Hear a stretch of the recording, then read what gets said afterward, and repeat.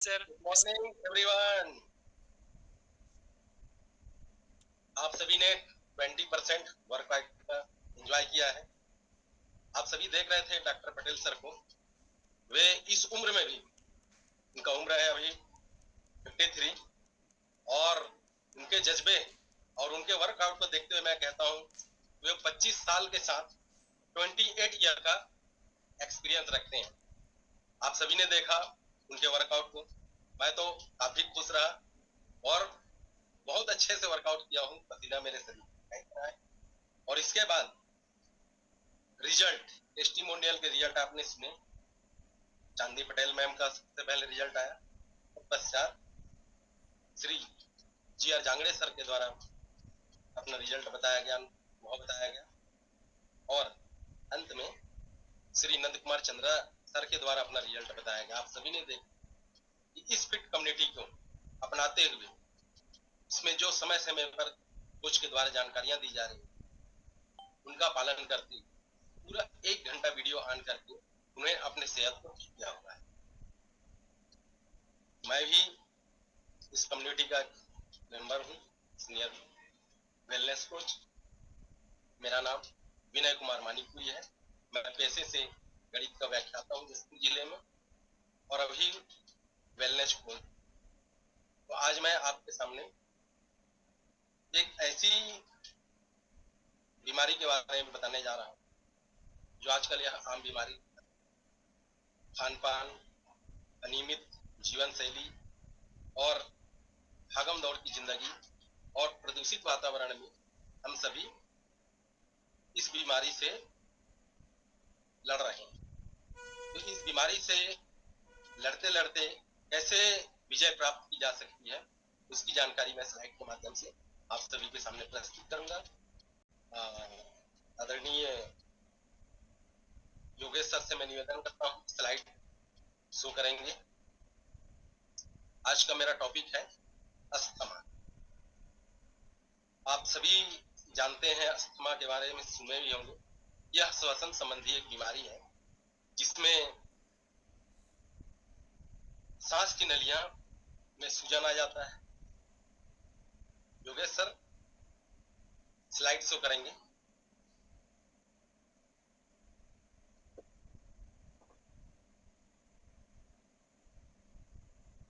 और सांस की नलियों में जैसे ही सूजन आती है, सांस लेने की परेशानियां शुरू हो जाती है। लोग थका थका महसूस करने लगते हैं। सांस के कारण और कई सारी परेशानियों का सामना करना पड़ता है। चलने के लिए, अन्य रोजमर्रा के जो कार्य होते हैं उसको करने में परेशानी होती है। व्यक्ति इस रोग से ग्रसित होने के पश्चात कुछ भी करने लायक नहीं रहता है। उसे ऐसा लगता है कि अब मेरी सांस खत्म हो रही है, अब मेरी सांस खत्म हो रही है, और बार बार खांसी, बार बार कफ का आना और सांसों का फूल जाना।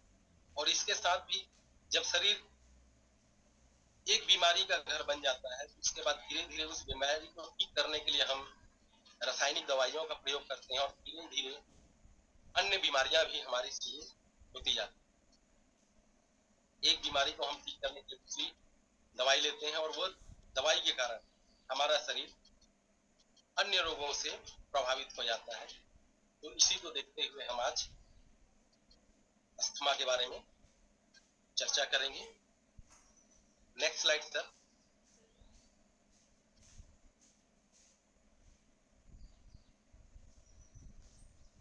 आप देख रहे हैं स्लाइड के माध्यम से व्हाट इज अस्थमा।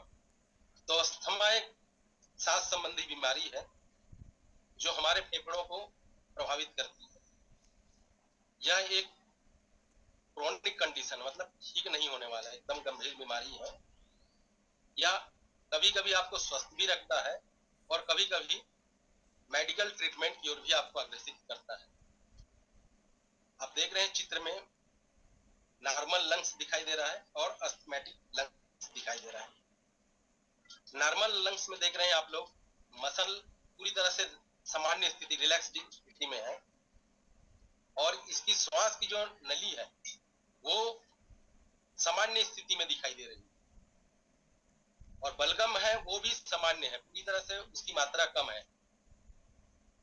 बलगम की मात्रा, म्यूकस की मात्रा इसमें कम है। और राइट साइड में आप देख रहे हैं अस्थमैटिक लंग, इसमें आपको दिखाई दे रहा है जो मसल है, फेफड़े के जो मसल है पूरी तरह से जकड़े हुए दिखाई दे रहे हैं, टूटे हुए दिखाई दे रहे हैं। श्वास की नली में पूरी तरह से सूजन की स्थिति दिखाई दे रही है और एक्सेस मात्रा में म्यूकस बलगम दिखाई दे रहा है, जिससे पूरी तरह से सांस की नली सिकुड़ी हुई लग रही है।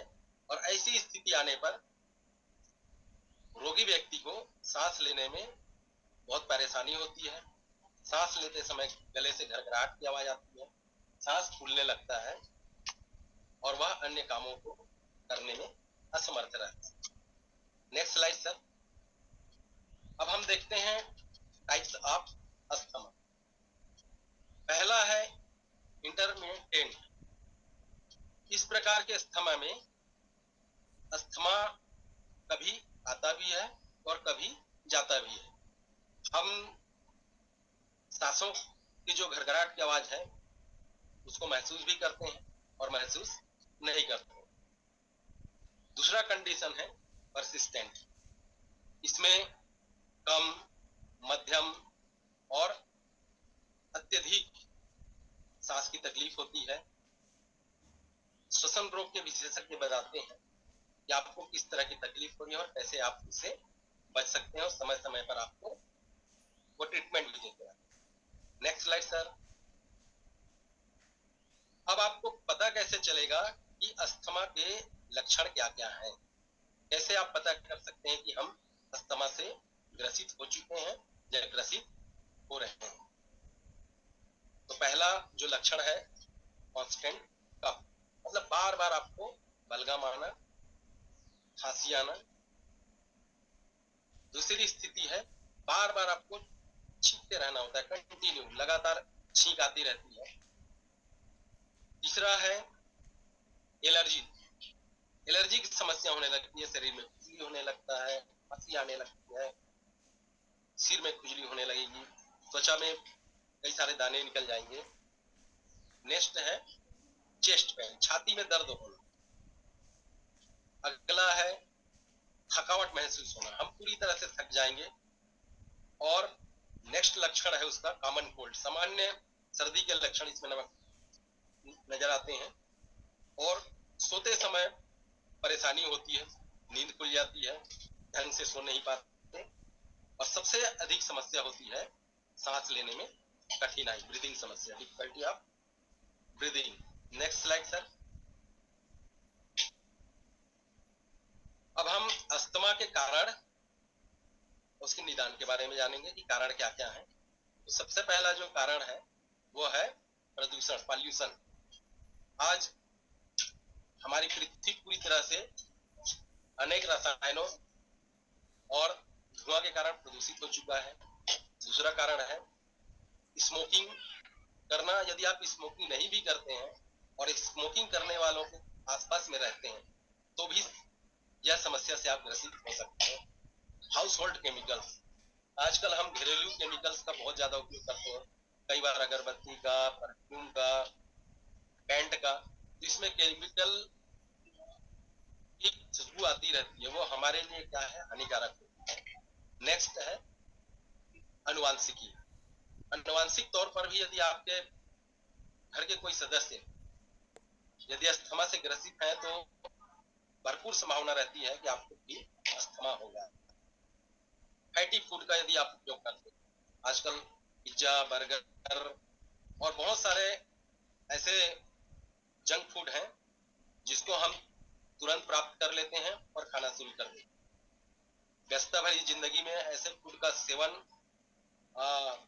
मजबूरी भी हो जाता है, तो ये भी हमारे लिए अस्थमा के लिए हानिकारक है। अगला है बैक्टीरिया और वायरस। बारिश का समय है, कई सारे बैक्टीरिया और वायरस हमें जो दिखाई नहीं देते, एकदम सूक्ष्म वायरस होते हैं जो दिखाई नहीं देते हैं, वो अस्थमा में बहुत ज्यादा कारक बनते हैं। अगला है हमारे घर पे जो घरेलू पालतू जानवर होते हैं उनके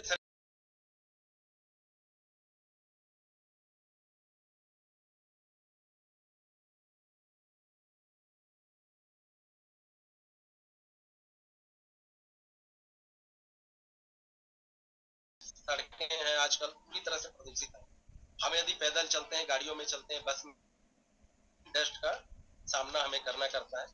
ये भी अस्थमा की बहुत बड़े मुख्य कारक है। Next slide sir. अब देखिए अस्थमा के जो विकास है उसमें रिस्क फैक्टर कौन कौन से हैं, कारक कौन कौन से इसके कारण है। तो सबसे पहला कारण है धुएं के संपर्क में रहना, और जहां पर धुआं सबसे ज्यादा उत्पन्न हो रहा है वैसी जगहों में जाना, और अन्य प्रकार के जो प्रदूषण है ये इसके मुख्य कारक हैं। इसके बाद है नेक्स्ट कारक केमिकल से युक्त। हम जो फार्मिंग और हेयर ड्रेसिंग करते हैं बालों को काला करने के लिए या सुंदर दिखने के लिए बाल रंगना पड़ता है, वो भी हमारे अस्थमा के लिए बहुत ही हानिकारक है। नेक्स्ट कारण है एलर्जिक कंडीशन। एलर्जी से भी में बहुत ज्यादा परेशानी होती है अस्थमा में। फैमिली हिस्ट्री भी इसका एक मुख्य कारण है। सिगरेट का स्मोकिंग या सिगरेट पीने वालों के आसपास में भी हम रहते हैं, वो भी हमें बहुत ज्यादा हानि पहुंचाता है। और इसका एक मुख्य कारण है ओवरवेट होना। यदि वजन हमारा बढ़ता है तो इसके कारण भी अस्थमा का अटैक हमें आ सकता है। और अस्थमा से बचने के लिए हमें कब कब और कौन कौन सी स्थिति में डॉक्टर के पास सलाह लेने के लिए जाना चाहिए। तो यदि आपको सबसे ज्यादा बार बार खांसी आ रही है और खांसी रुकने का नाम नहीं ले रहा है, आप मेडिसिन भी यूज कर रहे हैं, तब भी यदि खांसी नहीं रुक रही,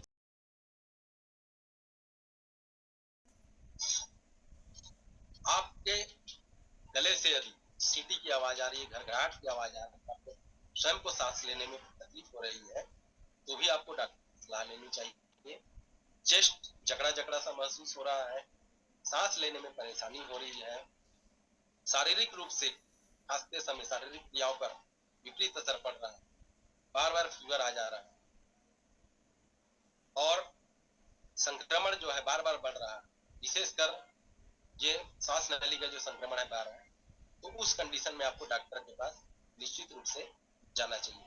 नेक्स्ट स्लाइड सर। ये देखिए अस्थमा के ट्रीटमेंट के लिए कौन कौन सी सुविधाएं मौजूद है। तो सबसे पहली सुविधा है वो है ब्रोंकोडाइलेटर। ये ब्रोंकोडाइलेटर एक ऐसी मशीन होती है जो आपके श्वसन नली को पूरी तरह से संक्रमित रहित कुछ समय के लिए कर देता है। कुछ कम समय के लिए रहता है मशीन, और कुछ अधिक समय के लिए उस मशीन में दवाइयां डाली जाती है और उसका उपयोग सांस नली में किया जाता है। उसके बाद है संक्रमण रहित मेडिसिन। आप संक्रमण रहित मेडिसिन का भी उपयोग अस्थमा को ठीक करने के लिए कर सकते हैं। डॉक्टर की सलाह से आप मेडिसिन लेते रहिए और इससे बचा जा सकता है। वर्तमान में सबसे अच्छी और कारगर जो उपाय है वो है बायोटिक थेरेपी। इस बायोटिक थेरेपी के द्वारा भी आप अपने अस्थमा पर नियंत्रण कर सकते हैं, काबू पा सकते हैं और स्वस्थ जीवन शैली को अपना सकते हैं। Next slide sir. तो हमारे इस कम्युनिटी में बहुत ही अच्छा हमारे पास में खाना है और पोषक तत्व से भरपूर हमारे पास में खाने हैं। उन सभी का यदि हम उपयोग करते हैं और अपने ब्रेकफास्ट को हम चेंज करते हैं, नेक्स्ट स्लाइड सर, चेंज करिए, तो हम अपने अस्थमा पर काबू पा सकते हैं। नियमित समय पर आप फ्रेश वाटर को लेते रहिए, नियमित समय पर अपने सेक को लीजिए, और हमारे पास में सप्लीमेंट भी हैं जो इस स्लाइड में दिखाई दे रहा है। उस सप्लीमेंट फूड को अपने कोच की सहायता से उनसे सलाह लेकर कौन कौन सी तकलीफ में आप कौन कौन से सप्लीमेंट फूड का उपयोग करें, तो निश्चित रूप से आप इस अस्थमा से और अन्य बीमारियों से निजात पा सकते हैं। Next slide sir. तो मेरा पार्ट यहीं तक का था। आप सभी को सुनने के लिए बहुत बहुत धन्यवाद। आप सभी स्वस्थ रहें, खुश रहें। मैं अपना रिजल्ट बता रहा हूँ। मेरा भी रिजल्ट है। इस फिट कम्युनिटी में आने से पहले मैं ऐसा नहीं था, बोलने की मेरी हिम्मत नहीं होती थी क्योंकि सांसें भर जाती, सांस फूलने लगता था। मैं भी कई सारी बीमारियों से ग्रसित था। बाली सुग्रीव दोनों भाई झगड़े होते। बाली मतलब बीपी और सुग्रीव मतलब शुगर। ये दोनों बीमारी मुझे पूरी तरह से जकड़े हुए थे।